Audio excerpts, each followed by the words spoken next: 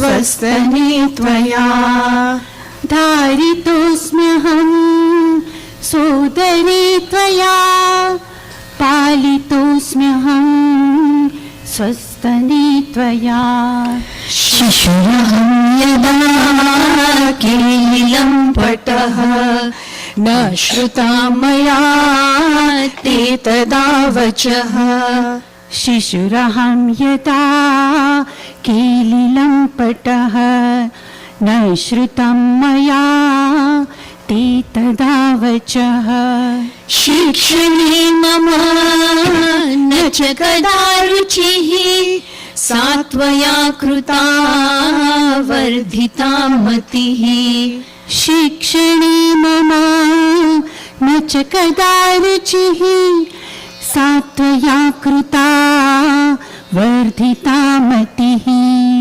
बालवर्तनं कष्टदायकं मन्यसे तु तद्धर्षकारणम् बालवर्तनं कष्टदायकं मन्यसे तु तत् हर्षकारणम् रोगपीडितो यत्कदाप्यहं सेवसे तदा मामहर्निशम् रोगपीडितो यत्कदाप्यहं सेवसे तदा मामहर्निशम् विस्मराम्यहं ते कथं कृतं मत्कृते सदा प्रेम संयुतम् विस्मराम्यहं ते कथं कृतं मत्कृते सदा प्रेम संयुतम् पश्यसि गुणा सर्वदा मम अवगुणं तु मे नेक्षसे कथम् पश्यसि गुणा सर्वदा मम अवगुणं तु मे नेक्षसे कथम् इयमुदारता त्वयि च वर्तते नेतरत्र सा जगति दृश्यते इयमुदारता त्वयि च वर्तते नेतरत्र सा जगति दृश्यते दुर्लभा नहि बान्धवा भुवि जननि दुर्लभा त्वत्समा अयि दुर्लभा नहि बान्धवा भुवि जननि दुर्लभा त्वत्समा अयि मातृदेवो यद्भव श्रुतिश्च तत् ब्रवीत्यादरात् भावयेऽप्यहम् मातृदेवो यद् भवश्रुतिश्च तत् ब्रवीत्यादरात् भावयेऽप्यहम् मातरि नरो देवमीक्षते सर्वतोऽपि तं स हि निरीक्षते मातरि नरो देवमीक्षते सर्वतोऽपि तं स हि निरीक्षते अथ मयार्चनं वन्दनं कृतं तव च कीर्तनं पादसेवनम् अथ मयार्चनं वन्दनं कृतं तव च कीर्तनं पादसेवनम् जननि तेऽप्यहं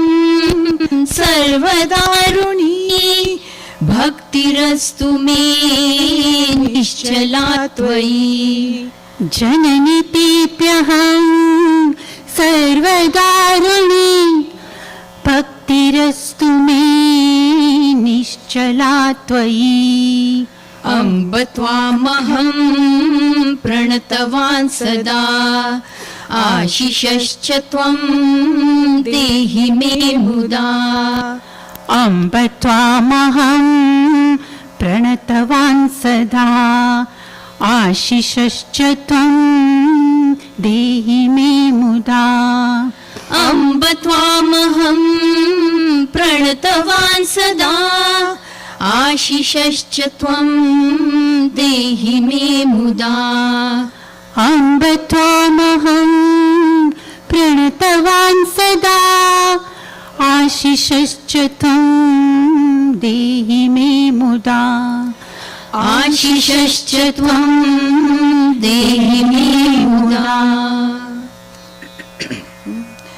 तव नाम स्मरणं मम जीवनं तव नाम स्मरणं मम जीवनं तव नाम श्रवणं परमानन्दम् तव नाम श्रवणं परमानन्दम् तव रूपग्रहणं भवहरणं तव रूपग्रहणं भवहरणं तव पादसेवनं मम रक्षणं तव पादसेवनं मम रक्षणम् त्वं हि मनोहरण सच्चिदानन्द त्वं हि मनोहरण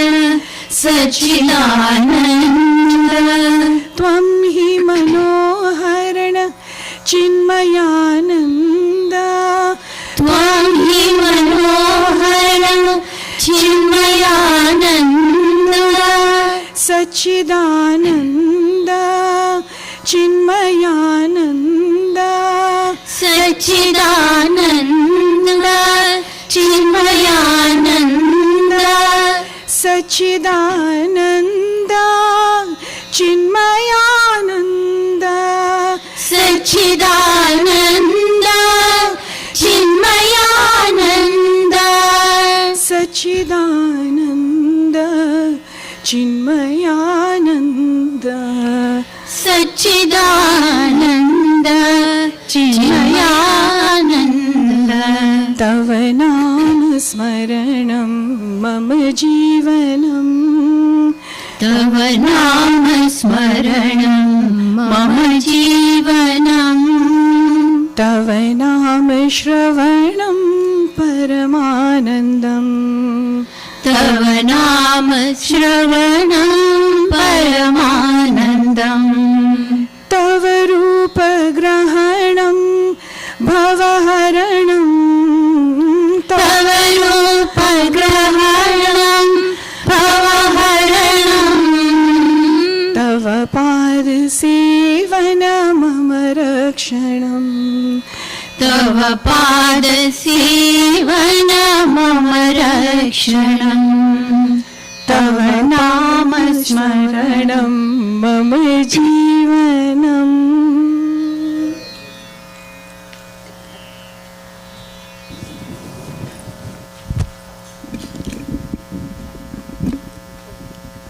ॐ कर्मणा न प्रजया धनेन त्यागेनैके अमृतत्वमानशुः परेण नाकं निहितं गुहायां विभ्राजते यद्यतयो विशन्ति वेदान्तविज्ञानसुनिश्चितार्था सन्न्यासयोगात् यदयच्छुद्धसत्त्वाः ते ब्रह्मलोके तु परान्तकाले परामृता परिमुच्यन्ति सर्वे दहरं विपापं परमेश्मभूतं यत् पुण्डरीकं पुरमध्यस्सगस्थं तत्रापि दहरं गगनं विशोकस्तस्मिन् यदन्तस्तदुपासितव्यं यो वेदादौ स्वरप्रोक्तो वेदान्ते च प्रतिष्ठितः तस्य प्रकृतिलीनस्य यः परः स महेश्वरः न तत्र सूर्यो भाति न चन्द्रतारकं नेमा विद्युतो भान्ति कुतोऽयमग्निः तमेव भान्तमनुभाति सर्वं तस्य भासा सर्वमिदं विभाति। आरती श्री चिन्मय सद्गुरु की, दिव्य रूप मूर्ति करुणा की, आरती सद्गुरु की। चरणों में उनकी शांति समाए, शरणागत की भ्रांति मिटाए, पाप ताप संताप हरण की, आरती श्री चिन्मय सद्गुरु की, आरती सद्गुरु की। वेद उपनिषदार गीता को गाया, धर्म सनातन फिर से जगाया, शुद्ध नीति प्रीति शंकर की, आरती श्री चिन्मय सद्गुरु की, आरती सद्गुरु की। सिद्ध बारी की तपोभूमि में नित्य विराजे गुरु हमारे, भक्त हृदय आनंद स्रोत की, आरती श्री चिन्मय सद्गुरु की, आरती सद्गुरु की, आरती श्री चिन्मय सद्गुरु की। दिव्य रूप मूर्ति करुणा की, आरती सद्गुरु की, आरती सद्गुरु की। Stand as one family, bound to each other with love and respect. We serve as an army, courageous and disciplined, ever ready to fight against all low tendencies and false values, within and without us. We live honestly the noble life of sacrifice and service, producing more than what we consume and giving more than what we take. We beg the Lord grace to keep us on the path of virtue, courage and wisdom. May thy grace and blessings flow through us to the world around us. We believe service of our country is a service of the Lord of Lords, and devotion to the people is a devotion to the Supreme Self. We know our responsibility. Give us the ability and courage to fulfill them. Om Tat Sat. Om Shri Chinmaya Sadgurave Namaha. Om Shri Chinmaya Sadgurave Namaha. Om Shri Chinmaya Sadgurave Namaha. Om Shri Chinmaya Sadgurave Namaha. Om Shri Chinmaya Sadgurave Namaha.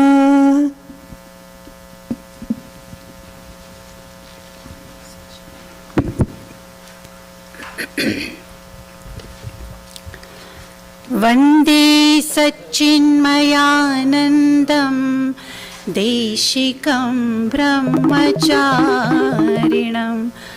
तत्त्वज्ञानोपदेष्टारं काश्युत्तरनिवासिनं स्वागतं वन्दनं चैव पादपूजां च कुर्महे गृह्णीष्वनोऽनुगृह्णीष्व प्रसीद यति भूपते प्रसीद यति भूपते.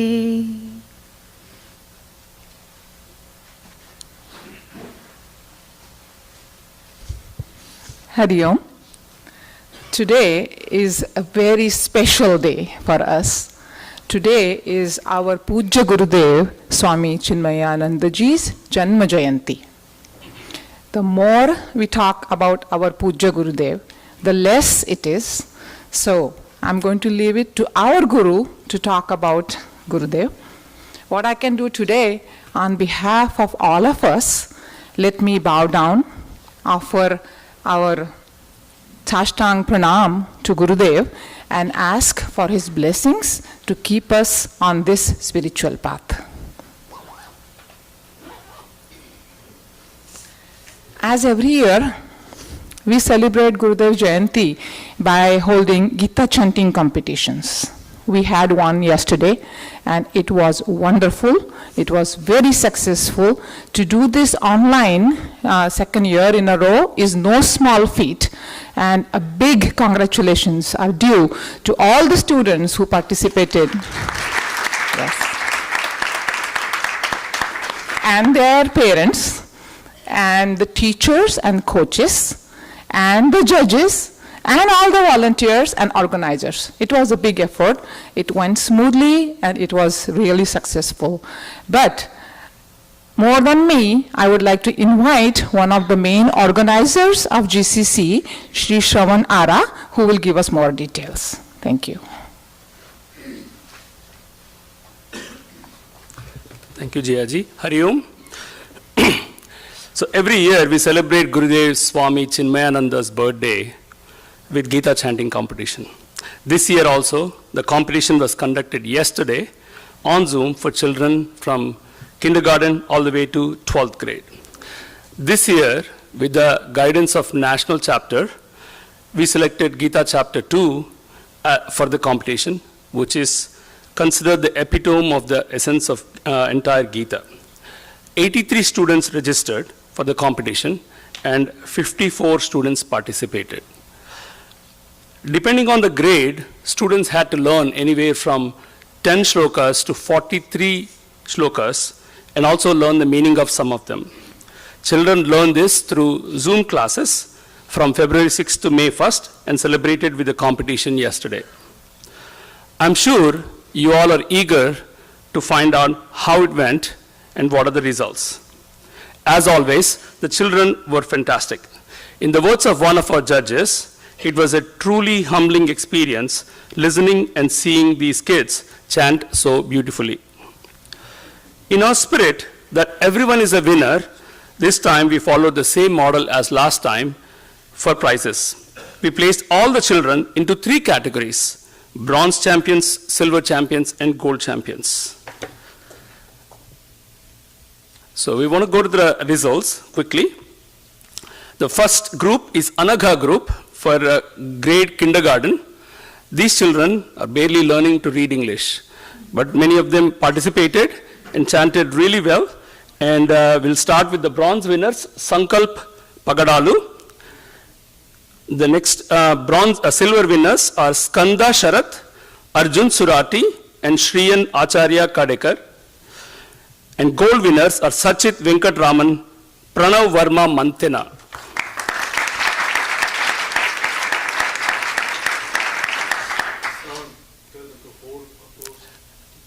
Yeah, exactly what I was going to say. Let's hold the applause until the end as I finish all the groups. For the next group is Arjuna group, grades 1 and 2. The silver winner is Arhant Yogendra, and there were quite a few gold winners here. Shri Shivamsha Virva, Kanishka Joshi, Apurva Vaze, Samarth Gupta, Shri Krishnamsha Tejas Virva. Inaya Tripathi, Sadrusha Kota, Kamila Anya Jaising, Krishna Randeria. The next group is Bharata group. These are grades 3 and 4. The bronze winners are Jaina Dave, Ronit Chawla, Vidya Kandaswamy, Vihan Bhatt, Chetna Jay Prakash. The silver winners are Keshav Trivedi Narkar, Pranay Joshi, Anjali Gupta, Shraddha Sharat, Sahit Iyer. And the gold winners are Ananya Rao, Anagha Kameshwari Vemuru. The next group is Partha group, grades 5 and 6. The bronze winners in this group are Saket Pagadalu, Vani Kandaswamy. And the silver winners are Hema Vimal Vinayan, Pranati Shenoy, Arya Panchakshari, Amogha Dikshit. And the gold winners are Ahana Rao, Varshi Banavalikar, Shravya Acharya Kadekar, Ekankshi Tripathi, Sira Parik, and Samarth Srivatsan. Now the next group is Gudakesha group, which is grades 7 and 8. The bronze winners are Tarini Udipi and Shubh Randeria. And silver winners are Sahiti Priya Gantashala, Pranav Sriram, Diya Parik. The gold winners are Ishan Trivedi Narkar, Shri Shodashi Veruva. So that leaves us the high school groups. We had two categorizations in the high school. One where the high school students were expected to memorize just like all the time. But there was a different option that was given by the national committee, which is where they can chant without memorizing. So the first group is Kaunteya, where there is no memorization was required. In this we have a winner, bronze, Ananya Chandak. And the second group was Dhananjaya group, again grades 9 to 12. The silver winners are Aditi Chaubal, Mauli Chawla, Prakriti Shenoy, Sai Ardra Kaushal Trivedi, and finally the gold winners are Meghna Prabhakaran and Gayatri Tatte. Congratulations to all the winners and their parents. I'm sure all the children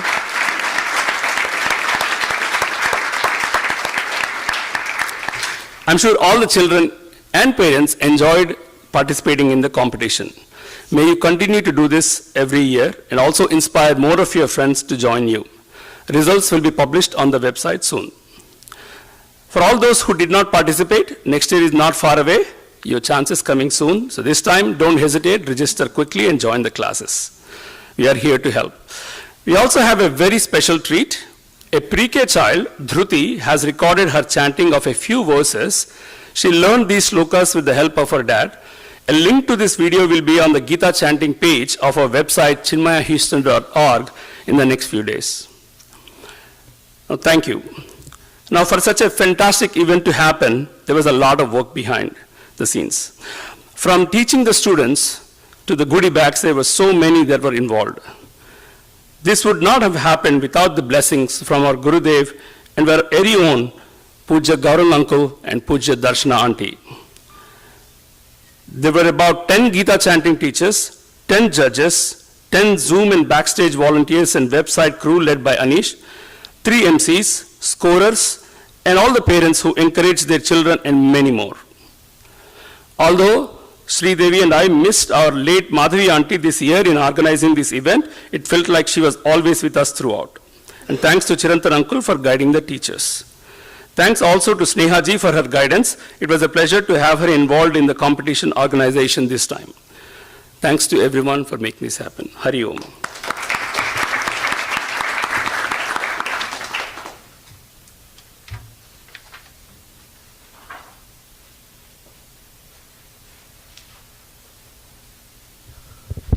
Hari Om, everyone.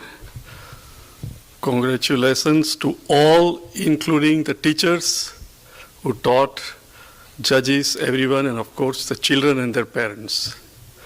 Today is Gita's, GCC, Gurudev's birthday, as well as Mother's Day. So to all the mothers, happy Mother's Day. And now, as I had promised, Gurudev, we have two different video clips to see, and then I will have a presentation. And as I told last time, there are two kinds of groups. One always anxious to know more and more about Gurudev. And there are also some, oh, I've heard him, I know him. It's like familiarity sometimes breeds contempt. वो तो मुझे पता है. You know? So to both the groups, the one who is pata hai and the one who is anxious, I think these clips, my presentation, and then a surprise expression of who Gurudev was from an individual that we all know. Okay? So let us start. Okay? Hari Om.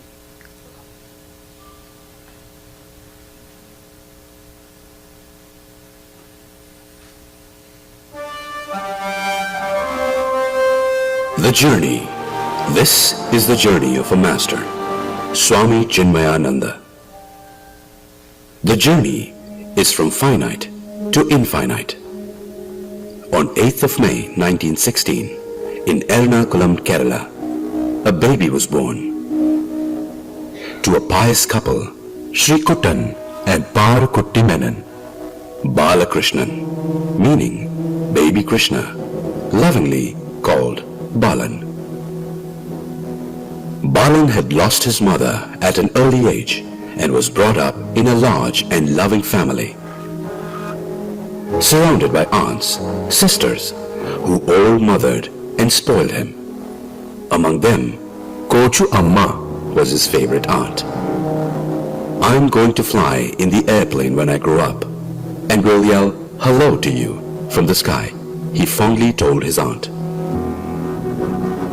Once, when Kochu Amma asked him how he had done in his exam, the intelligent and mischievous Balan replied, "They asked a question about Shakespeare, and I drew his face as an answer." The rule in the family was, no prayer, no dinner. During the 2-hour chanting of the Vishnu Sahasranama, the bored young Balakrishna found an imaginative way to keep himself from dozing off. He would focus his attention on the picture of Lord Shiva. It fascinated him. It was during those days, while waiting for the conclusion of the worship service, that Swami Chinmayananda was born. Balan loved tennis. "Papa, why don't you make a tennis court here in our courtyard?"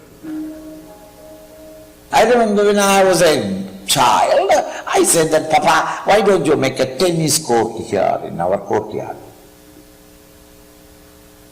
So that we can play and I can call all my friends and all that." He smartly told me, "Beta, Sonny, in case I make the court also, tennis court also, that when you grow up and become big boy, what will you make?" Papa made the house, Papa furnished it, Papa did this. Now certain things I must leave for you to do. Therefore, this tennis court, when you grow up and come out of the college and get a job, and when you get the pay, don't give anything to mommy or daddy. Keep it yourself and make the tennis court. And I was so satisfied, I told him, "Papa, you are right." By the time I grew up and even went to come to college, I was remembering this, because I was a fad. One of my fads was to tennis. So I thought that, yes. As I was growing, I understood the trick. Because when I started earning, or when you come up to that stage, you suddenly realize, why should I have a tennis court in my house? I'm not a professionalist. Club is much better. Because I can just walk in there.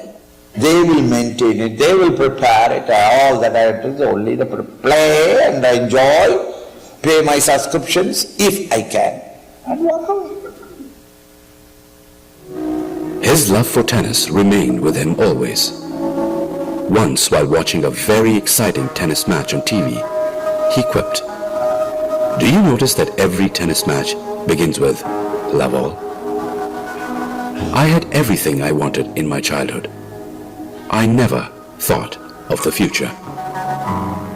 Bold, daring, and willing to take life head-on. 1940, Balan joined Lucknow University. A prolific writer, speaker, and always ready with a good answer to any question. His reputation for a sharp intellect grew. But along with it, he was known for being a fun-loving prankster. His jokes had his friends in stitches at all times. And yet, strangely enough, even in those days, he clung to his relationship with Lord Shiva. Before going to sleep, he would secretly do his japa and chant, Om Namah Shivaya.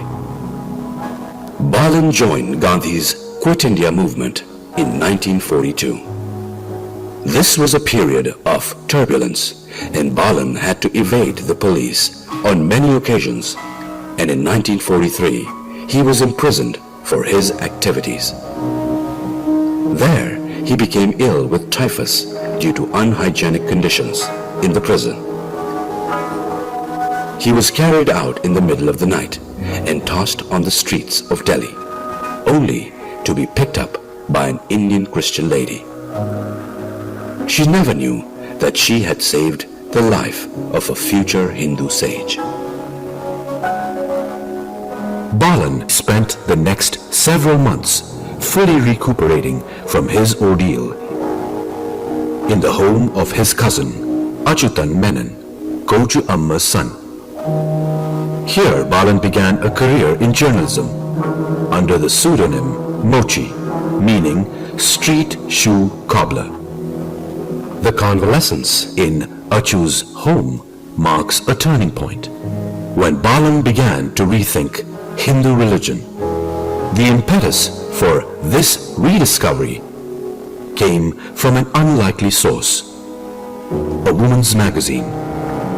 Balan found a series of articles on lives of the saints in the Himalayas. Balan's interest was piqued by an article on a dynamic, intelligent, and educated Swami, the president of Divine Life Society of Rishikesh. Eager to get on with a career and gain success in the world, he left Baroda and returned to Lucknow University and completed his master's in English literature with honors. In 1945, he started to write for the National Herald. In his journalistic days, Balan was lean and tall, with his hair oiled and combed perfectly in place. He was a zealous follower of fashion. He was an up-and-coming journalist with an extroverted personality and a skill on the tennis courts that was impressive. Not surprisingly, one day he found himself invited to a grand ball in one of the Delhi palaces, where the guest list included top dignitaries of government and business magnates. Up until now, Balan was a fervent advocate of economic growth as the obvious answer to an ailing humanity. On that fateful evening, he observed firsthand the lives of the rich and famous, and almost instantaneously, the good life that had seemed so grand turned into a house of cards.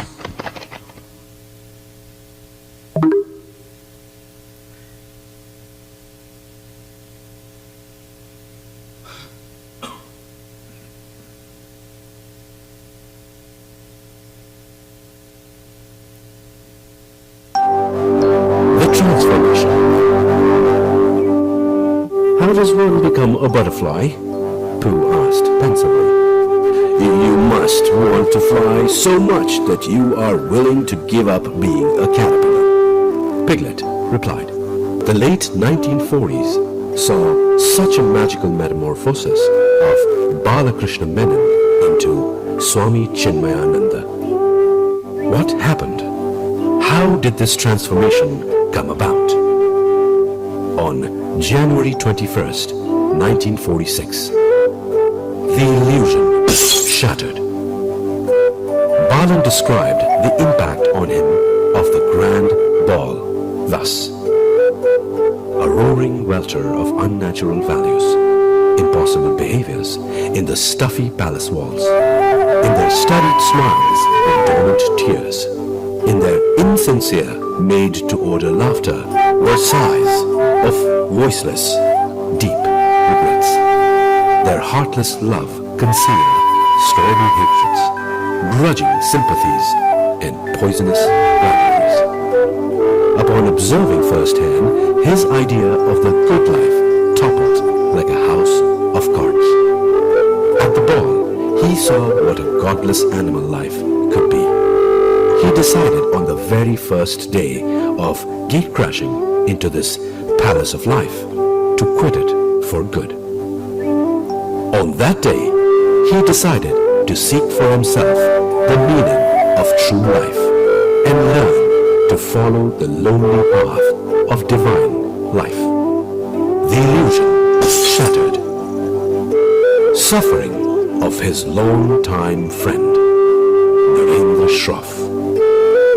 August 4th, 1947, Narendra Shroff passed away.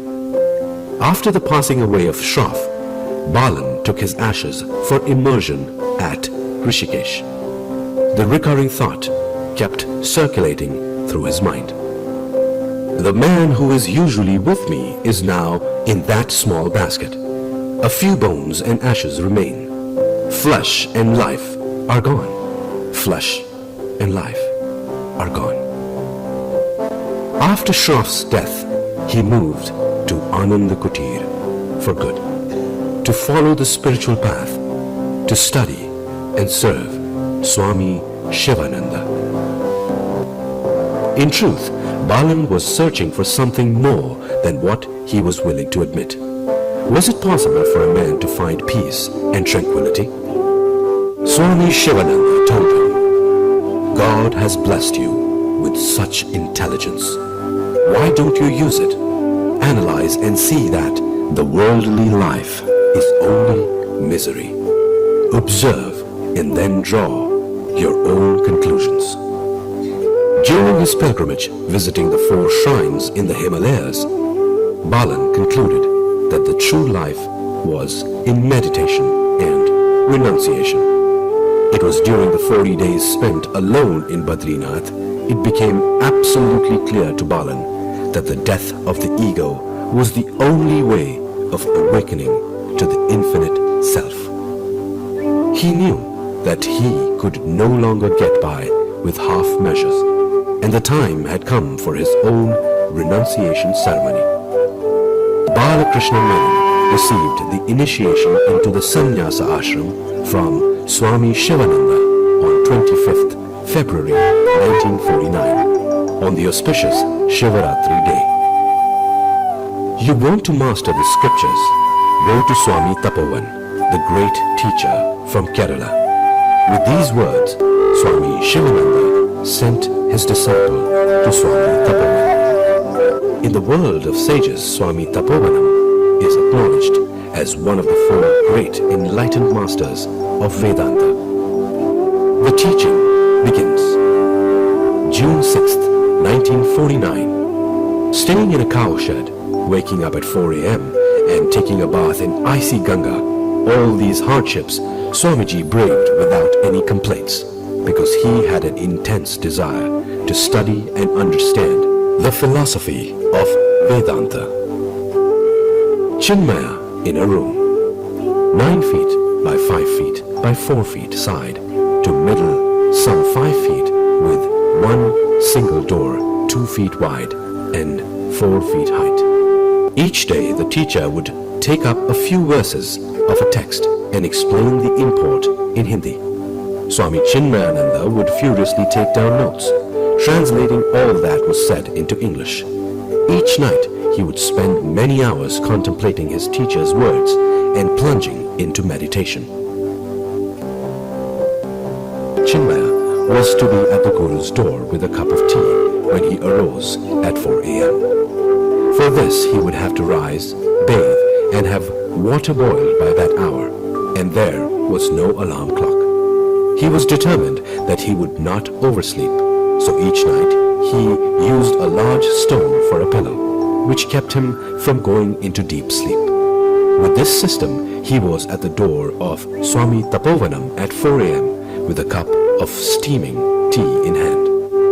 At one point, Chinmaya decided that even the proximity of Swami Tapovan and his fellow students was a hindrance to a solitary existence that was necessary for meditation. Never forget the peace you are seeking is within, his guru cautioned him. The few noises and irritations you have around here are only the Lord's way of turning you to the silence within. Swami Chinmayananda recognized that all the scriptures are intended for the purpose of answering the mind's questions and thereby quieting it.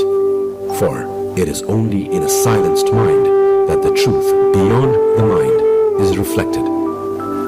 His guru explained to him that having the experience of the divine is not enough. You must be able to keep that vision through all your activities. Spreading the message of Vedanta. Sitting on the banks of the roaring Ganga, I shivered as I pondered the thought. To take the truth of the Hindu scriptures to his fellow countrymen. None can argue against the eternal truth that man is in essence God. Can I do it? Can I do it? Can I do it? But could I explain it to others? But could I explain it to others? But could I explain it to others? I seem to hear the words interlaced in her roar. Son, don't you see me? Born here in the Himalayas, I rush down to the plains, taking with me both life and nourishment to all in my path. Fulfillment of any possession is in sharing it with others. I share what all I have. I felt encouraged. I felt reinforced. The urge became irresistible. Thus spoke Swami Chinmayananda. So, one day, gathering all the courage, he declared his intention to his guru. Nearly a month had passed since Chinmaya's declaration, when Swami Tapovanam called his student and suggested that he take a trip down to the plains, wandering around as a renunciate, living as a beggar among those he had once emulated. This will rub out your ego. Thus, in May 1951, Chinmayananda walked down from the heights of Gangotri to Rishikesh, and from there to Delhi, with a plan to set out on an all-India pilgrimage, visiting all important spiritual centers to see how others were serving the test. He traveled on foot for 6 months, living on bhiksha, sleeping in ashrams, temples, under wayside trees. He realized that his teacher was correct. It was quite an experience in rubbing off his ego. He said that, if you ask me, this kind of discipline is the best cure for the ego disease. It was a long journey from Delhi to Madras, through Andhra Pradesh and then across South India. All along the way, he talked to people and listened to them, always observing and assessing. His main goal was to bring the true light of the Hindu scriptures to the people, to convert Hindus to Hinduism. That was his mission statement, and that is what he did for the next 42 years through his teachings. By the end of October 1951, some 6 months later when Swamiji returned to Uttarkashi, he had witnessed firsthand the spiritual and economic degradation of his homeland, and his resolve to bring the truth down to the plains was even stronger. Reluctantly, his guru gave him the permission with a warning. Consider yourself lucky if you find 5 to 6 listeners for Vedanta. Swami Shivananda, on the other hand, heartily approved of his plan. He sent Swami Chinmayananda off with the exhortation, "Go, roar like Vivekananda."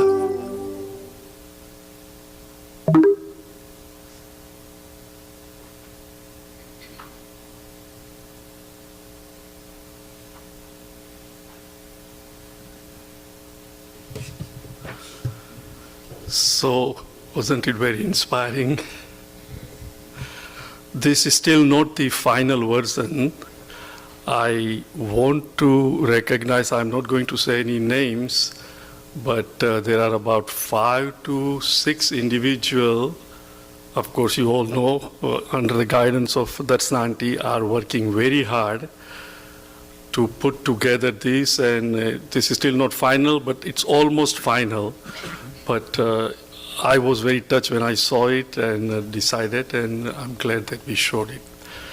Couple of things, you know, it was mentioned here that for almost 30 to 40 days before taking sannyas, you know, when Shivananda asked him to, he said, "I want to think about it." The Vairagya was there, but he went to Badrinath. Just whole day and night, those of you who have been to Badrinath, very, very beautiful place, very serene, and you can imagine in 49, 50, and he went around the temple all by himself, just thinking day and night for over 35 days, and then decided that yes, because you can understand the pull. He has known a glamorous life in Delhi, and now he wants to do it. So it's not an easy decision for anyone to do, but he decided. And also his guru, Tapovan Maharaj, said, yes, you can go to the plains and give pravachan. Just put one condition, that there should be 5 people, including you. And thank God that there were 5 people. And now let us see what happened once he decided that he will go. So are we ready? Good. The legacy. Next slide, please. December 23, 1951. That's when the divine mission began. With 4 annas in his pocket and a trunk filled with notes and books, because for all these years that he studied, you know, you got Upanishads, Gita, etc. So the books, his own notes were with him, with the word divine mission lettered on the trunk. Many of us who grew up in India would recognize the trunks used to be like this before we got all these nice with the wheels. You know. On the trunk stop, the 32-year-old Swami arrived in Pune. So the first pravachan was in Pune, and then how did he advertise? Remember, nobody knew him. So an conventional Swami publicizing his own yajna. Swamiji wore a turban and vest and went around the town on a cycle. Many of you remember in those days, like 2 annas per hour, you could rent cycle. We all have rented it. By the time we were there, it was 4 annas, but it was available. Down on a cycle with a megaphone shouting, "Come and listen to the Swami who has come from Uttarkasi and is giving good talks in English." So he himself was the advocate, marketing, sales, as well as the production department. And the first day talk, "Let us be Hindus." This reminded him his goal throughout his life. See, Swamiji never believed in converting anybody who was non-Hindu. He said, if you want to listen to Gita and if you are a Christian, be a better Christian. There is no reason for you to be a Hindu, but for Hindus, be a better Hindu by learning your scriptures. So he says, his voice rang out the eternal truths of life. In a straightforward, modern, and witty style, the listeners were astounded, and all of us have heard him, so we know it.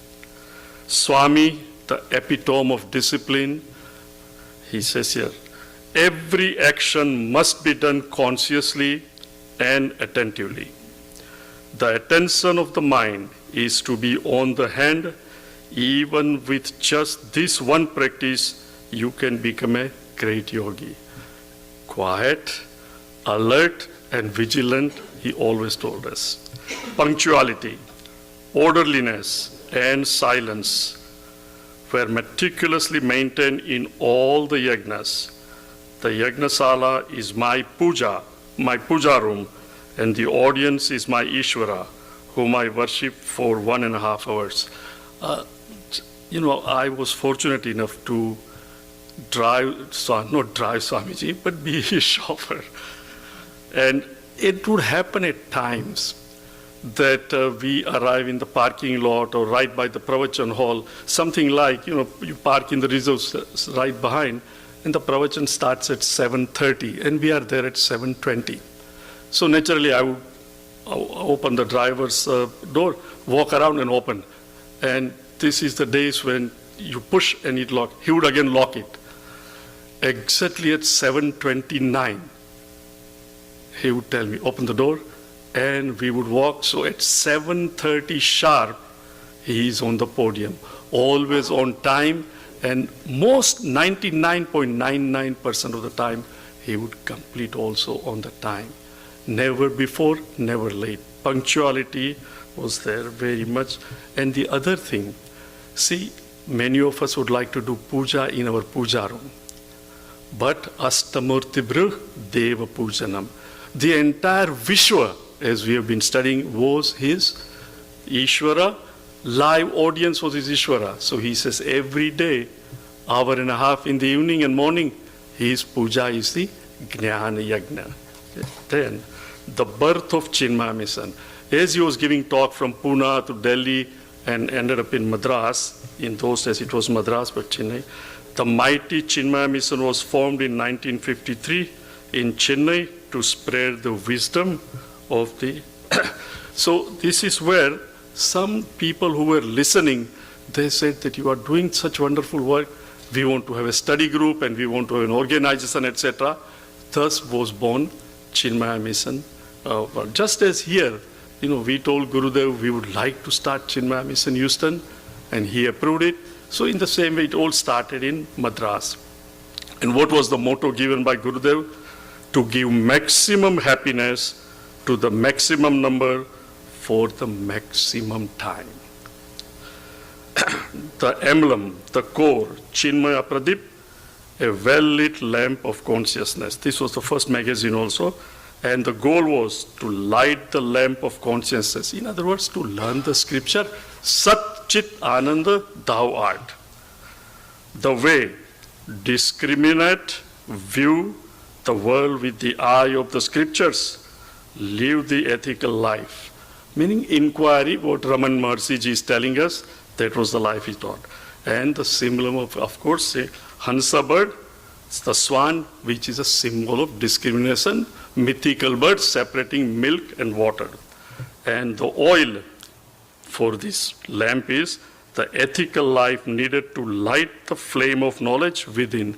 Unless you and I make an effort to sincerely live, the light cannot be lit. And then, of course, the Chinmaya Mission pledge, we all very much know. So I'll skip that, we know it. And the BMI chart introduced in 1955 in Delhi, he introduced this for the very first time, very unique, and I think this chart is the one that perhaps attracted so many of us, definitely Darshana Aunty and me, the very first time when we went and Swamiji was explaining, the whole Vedanta becomes so easy when you follow the chart. And when he was in Australia, this Christian Grimmer asked a friend who had attended Swamiji's talks in Melbourne, what is he like, right? Even now people ask those who have not met, and they ask me, Gaurang uncle, how was Swamiji? Here is the answer. This lady says, well, he is amazing. He is brilliant, very logical, very funny. He is incredibly energetic. Actually, he has a long pointer with a pom-pom on the end. Remember that flower type thing, red? He uses a kind of chart. It's really interesting. You will have to go and find out for yourself. Today is Mother's Day. Tell me, if anybody asks you, hey, tell me about your mother and her love, what would you say? Hey, you have to go and find out from your mother, isn't it? In the same way this lady said, many times people ask me, Swamiji, he loved us so much, but he never hesitated to straighten us out. I want to add one thing here. We had a camp, I don't quite remember where, and there was a lady, or she's still in Delhi, Anjali Singh.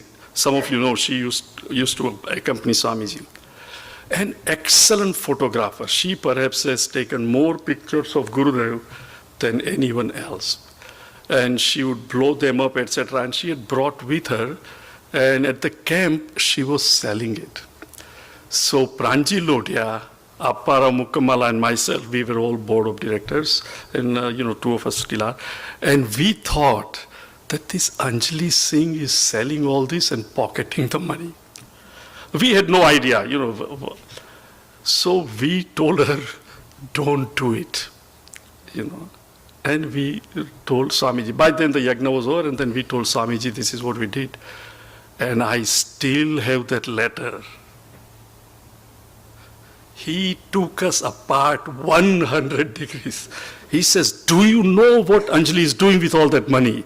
How dare you do it? Apparao, Pranji and I, we were shivering, each one of us, when we read his reply. But that was his love expressing for us.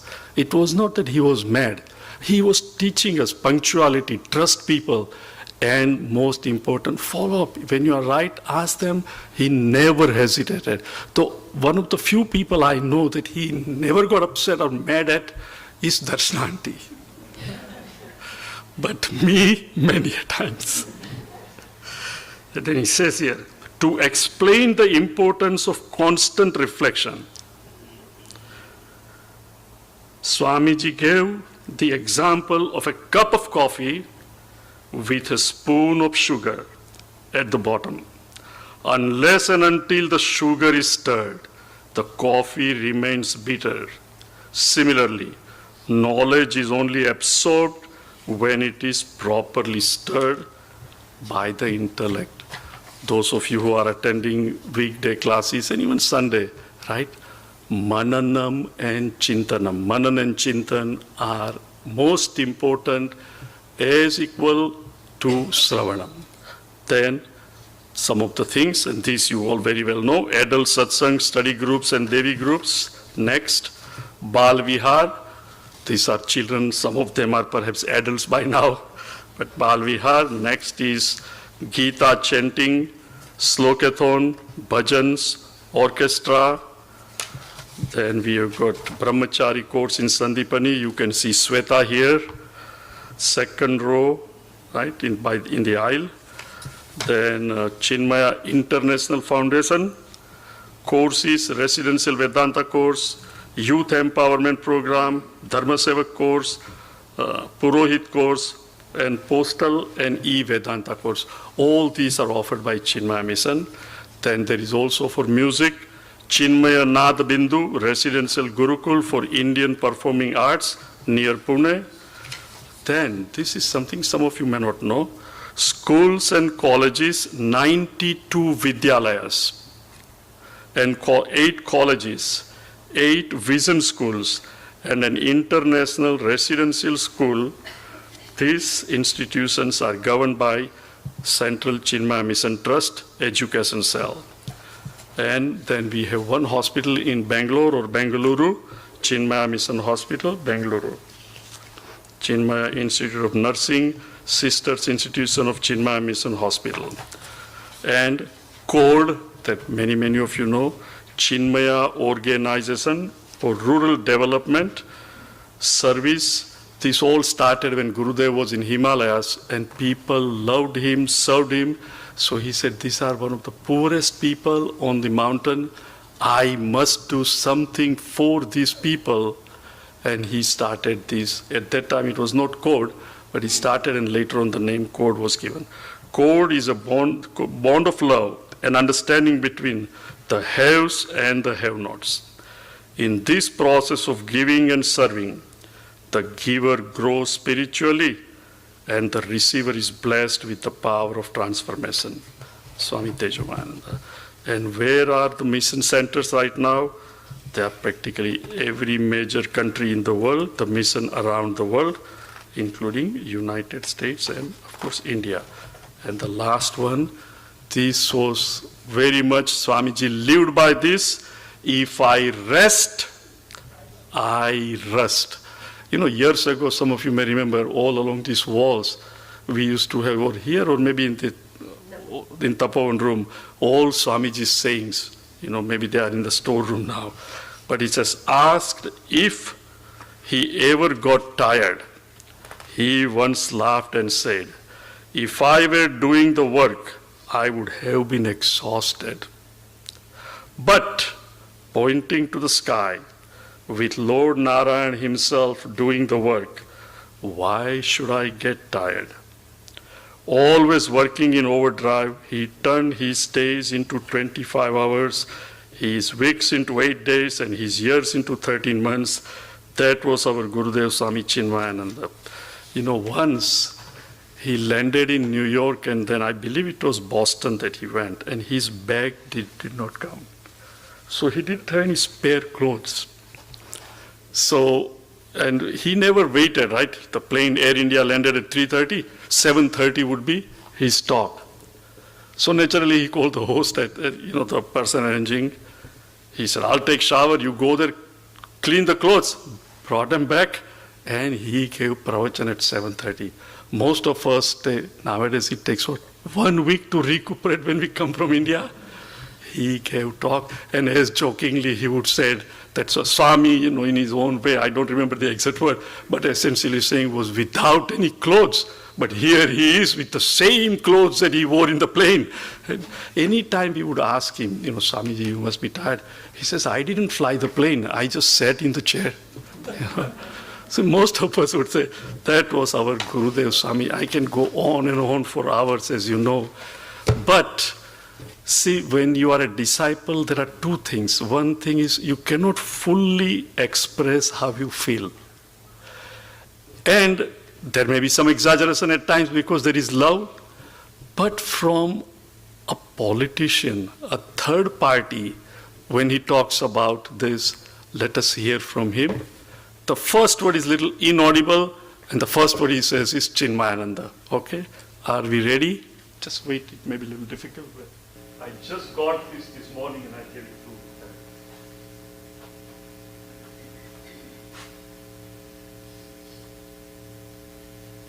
Chinmayanand जी की सबसे बड़ी जो सेवा थी वो ये थी कि देश का एक एलिट क्लास हमारी महान संस्कृति और परंपराओं के प्रति उससे जुड़ना अपने आप को हीन मानता था। उस विपरीत काल में अंग्रेजी भाषा को माध्यम बनाते हुए भारत की महान संस्कृति और विरासत के साथ जोड़ने का एक भगीरथ काम किया था। स्वामी जी जब गीता की बात करते थे तो ज्ञान मार्गी थे, और जब स्कूल और अस्पताल चलाते थे तो कर्म मार्गी थे। पुणे में जब पहला उनका ज्ञान यज्ञ था, तब स्वामी जी ने यह साहस दिखाया था कि पिछड़ा हुआ व्यक्ति होगा, दलित होगा, पीड़ित होगा, शोषित होगा, उसको भी इस महान ज्ञान की धारा के साथ जुड़ने का हक है। उन्होंने सहस्त्रों टीचर दिए हैं देश को, जो त्याग और तपश्चर्या का जीवन जीते हुए ज्ञान मार्ग के माध्यम से भारतीय महान सांस्कृतिक विरासत के साथ जन जन को मन मन को जोड़ने का प्रयास करते रहे।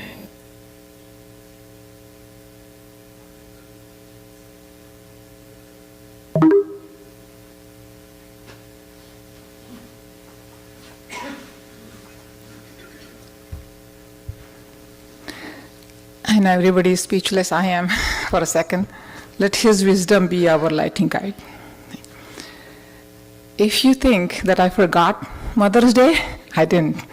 So, happy Mother's Day to all the mothers present here, to everybody watching from home and everywhere in the world. And actually, Mother's Day is every day, right? Because she's the one who brought us into this world, who gave us life. But our biological mother is not our only mother, right? Someone who brought us to the spiritual life is also our mother. And Yes, I'm talking about our Puja, dear Darshananti, who is our spiritual mother for the entire Chinmaya Mission, Houston. On this Mother's Day, I want to bow down to her on behalf of all of us and wish her Happy Mother's Day. But that's not all. We are doing something else, and for that, I want to invite a Bal Vihar teacher, Yasmin Patel, who's going to take the podium.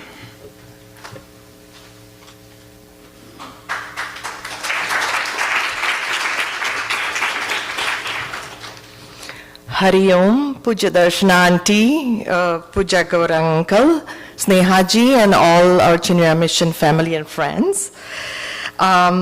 Indeed, today is a very special day that we are celebrating our mother, our spiritual mother, Puja Darshananti. We are very lucky to have her in our lives. And Auntie had done so many things. She had worked relentlessly all her life to develop many things, such as you have been witness with the curriculum of Bal Vihar. That's been used not only here, but worldwide. She had created apps that we use daily basis, such as Gita, 365, Upanishad Daily, and many more things that she had done for us. She has not only guided us in our spiritual life, but as Bal Vihar teacher, have inspired us to be the best teacher we could. So I personally get amazed by her innovative ideas and her teaching methods that she provides us also during our teachers training every year. So on behalf of Bal Vihar teachers, I would like to present as token of appreciation a small booklet that we have created where each teacher's personal message is being put on two thoughts. One is being a Bal Vihar teacher, how it has helped in our personal sadhana. And the second thought is our commitment to Bal Vihar teaching. So I would request Akul and Vaishnavi to please come here and present this basket to Puja Gaurang Uncle on behalf of Darshananti.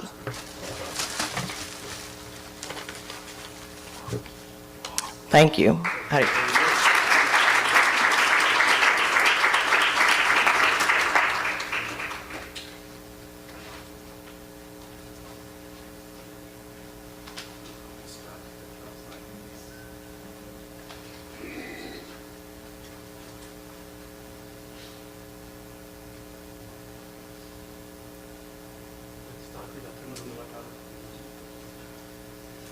Oh, you can.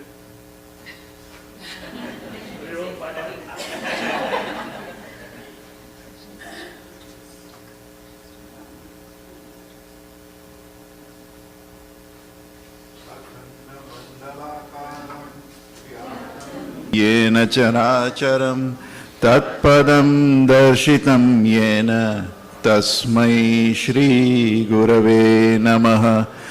अज्ञानतिमिरान्धस्य ज्ञानाञ्जनशलाकया चक्षुरुन्मीलितं येन तस्मै श्री गुरवे नमः। गुरुर्ब्रह्मा गुरुर्विष्णुः गुरुर्देवो महेश्वरः गुरुरेव परं ब्रह्म तस्मै श्री गुरवे नमः। चिन्मयं व्यापि यत्सर्वं त्रैलोक्यं सचराचरं तत्पदं दर्शितं येन तस्मै श्री गुरवे नमः।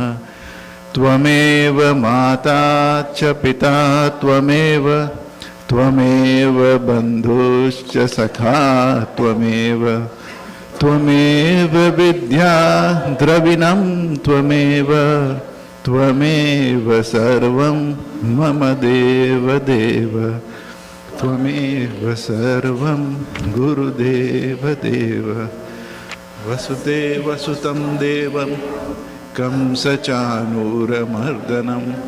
Devaki परमानन्दं Krishnam Vande Jagadgurum. We only have 15 minutes, so go to verse 25. It says, Vesha Hanataha Swatma Darshanam Isha Darsanam Swatma Rupata. Did I explain this sloka? Yes. I did, right? Yes. Okay. And the next one is Atma Samsthiti Swatma Darshanam. Atma Samsthiti Swatma Darshanam. Atma Nirdvayat Atma Nishtata. First. Hari Om. So the thing to remember, we have to go back where he says Vigrahendriya Pranadi, meaning Vigra meaning body, Prana, mind, intellect. He says, Na aham, I am not all this. Why? Tad jadam, they are all inert. And what? Aham eka sat. He says, I am sat, all the other things are jada. Keeping that in mind, this body, mind, intellect, meaning made up of 5 tattva, akasa, agni, apa, prithvi, made up of this, and they are inert. Tad jadam, aham eka sat. He says, I am sat. And yet, I take that which is inert. I say, I am conscious, I am sat, but I take this finite inert thing to be me. Why?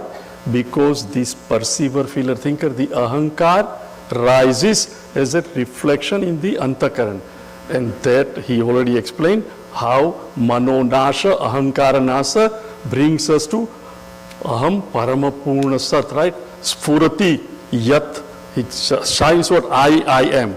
Now, how do I become nistha in that? So he says, Atma Samsthiti. Atma Samsthiti meaning residing within myself. Generally, where are we residing? At the mental level. Our mind is always in the world of object, emotions and thoughts. In other words, I will do this, etc. Hey, as soon as this is over, I continuously thinking of the world. But when I withdraw from the world, just as Gurudev had said just now, we saw in his video, that we need to turn within. And then what happens? The abidance in self take place naturally, and that is called Swa Atma Darsana or Su Atma Darsana, however you break the Sandhi. But Atma Darsana meaning avan khud ka. Now see, the minute you and I hear the word darshan, immediately what happens?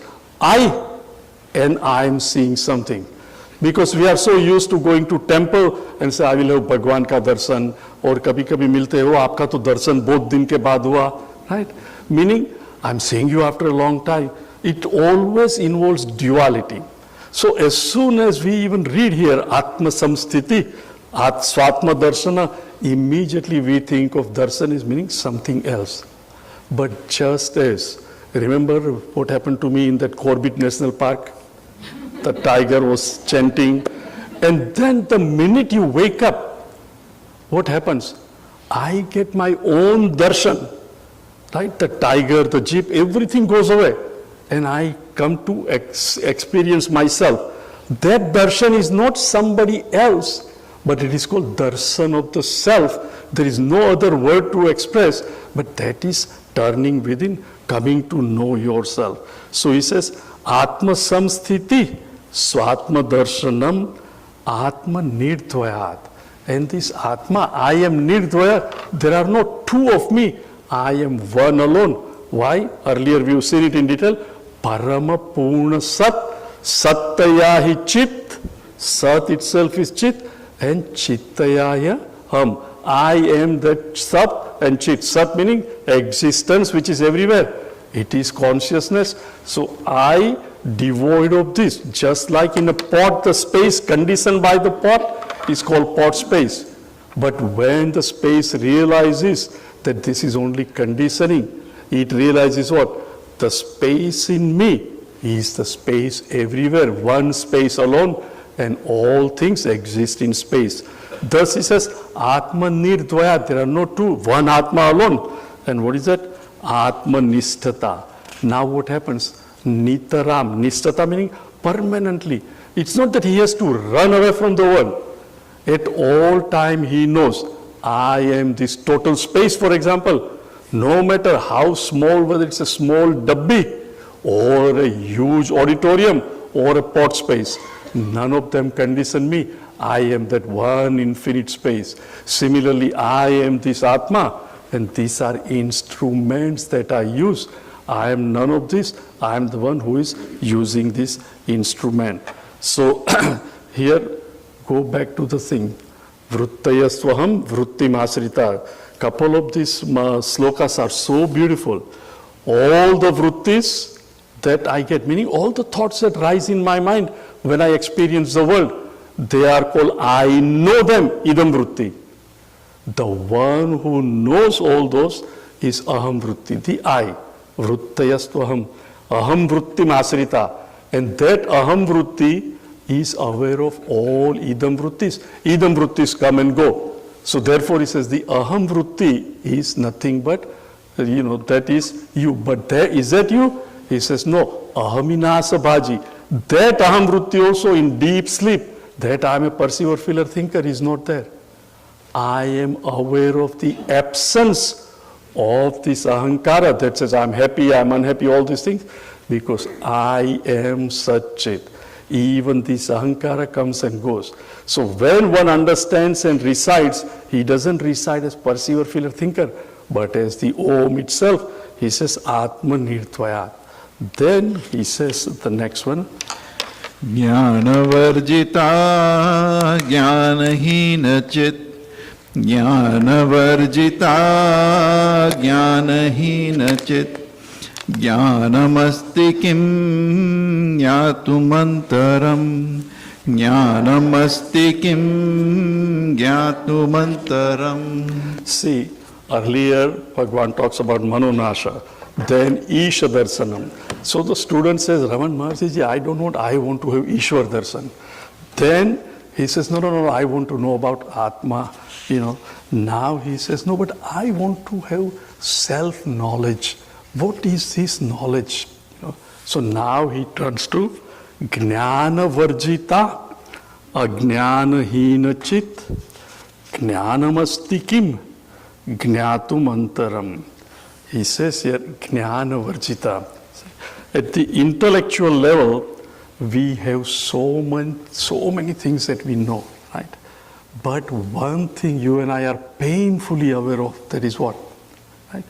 If I am a chemical engineer, not if, I am a chemical engineer in my past life, but the minute you get a degree of chemical engineering, one thing you realize, what? I know very little of mechanical engineering, civil engineering, all this other engineering, I know very little. And medicine, etc., I only know what comes on the television as an advertisement. Right? In other words, my knowledge versus my ignorance. Ignorance is like Pahad, like Himalayas. And what I know compared to that is so insignificant. Isn't that true in your case? So don't sympathize with me. Poor chemical engineer, isko itna hi pata hai. All of us are in the same boat that we really know. But one thing, I know what I know, I know what I do not know. Right? And that is what here Bhagavan has given. He says, you are Sarvagnya. Why are you Sarvagnya? Because you know what you know, and you also know what you don't know. So you are Sarvagnya, I am aware of everything. So he says, Jnana Varjita, devoid of knowledge. In other words, everything that I know, I withdraw from it. Just like in deep sleep, all my knowledge is gone. But when I withdraw from what I know in meditation, when I withdraw my attention from everything, not even a thought, only thing is Om Namah Shivaya, Om Namah Shivaya, and even withdrawing from that. Meaning I am no longer aware of anything in the world bound by time and space. Jnana Varjita, Ajnanahin, and devoid of all that I don't know. Both chit, consciousness, because something has to illumine. The light is illumining all of us sitting here, right? Jnana. At 9:30 there was nobody here. The light was still illumining the absence of everyone. The light has nothing to do with the presence of you and I, or the absence. Similarly, Chaitanya, the Satchitananda, Chit consciousness, he says, is aware of both the knowledge at the intellectual level and what I do not know at the intellectual level. But the question is, how would I know that Chaitanya is? Because remember, intellect is jad, right? An inert thing cannot possibly know anything unless it is energized by Chaitanya. So how would this inert, something like a flashlight, if I want to see the battery in the flashlight, there is no way. If I open it and remove the battery and put it in front of the flashlight, the light is gone. How would I know? So he says here, Jnana varjita, devoid of knowledge, ajnana hina chit, without, what I don't know. Jnanam asti kim. He says, what is that knowledge? Jnatu mantaram.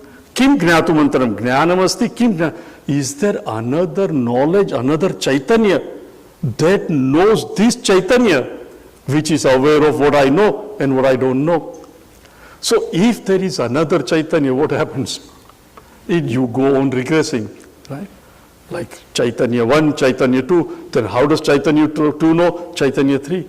No, it is not possible. So any time Raman Maharshi is asking Kim, right?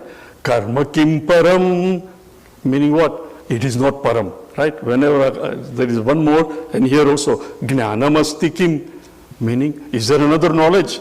He already tells you, the very fact that I'm asking you, meaning what? There is no another knowledge.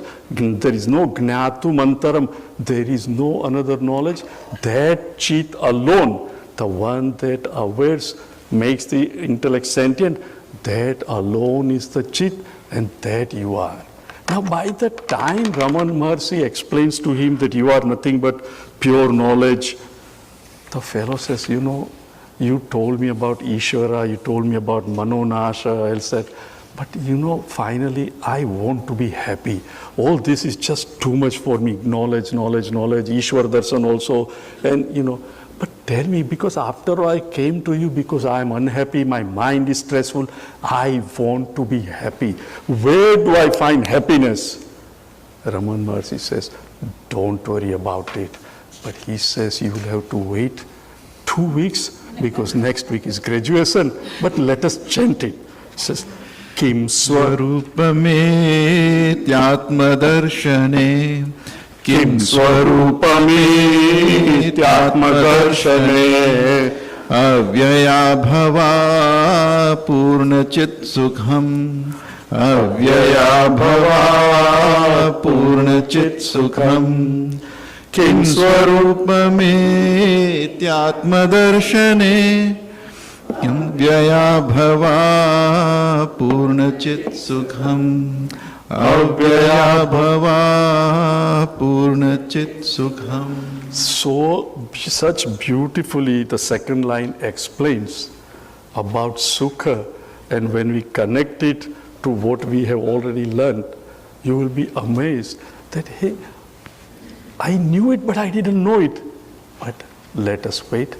And next week, those of you who can come, do come. I know you say every year in Gaurangbhai the same thing, etc. Satyam Vada Dharmam Chara, etc. But I remember some of you, when your children were graduating, standing here, you were inviting and asking people, we must come here to encourage children. And now, you have forgotten those. Some of you are sitting here, I know what you said 30 years ago, 25 years ago. So remember, it is other people's children. So if you can come and encourage them, do that, it would be nice. Okay? Om Sarve Bhavantu Sukhina Sarve Santu Niramaya Sarve Bhadrani Pashyantu Ma Kaschit Dukkha Bhag Bhavet. Hari Om Shri Gurubhyo Namaha. Hari Om.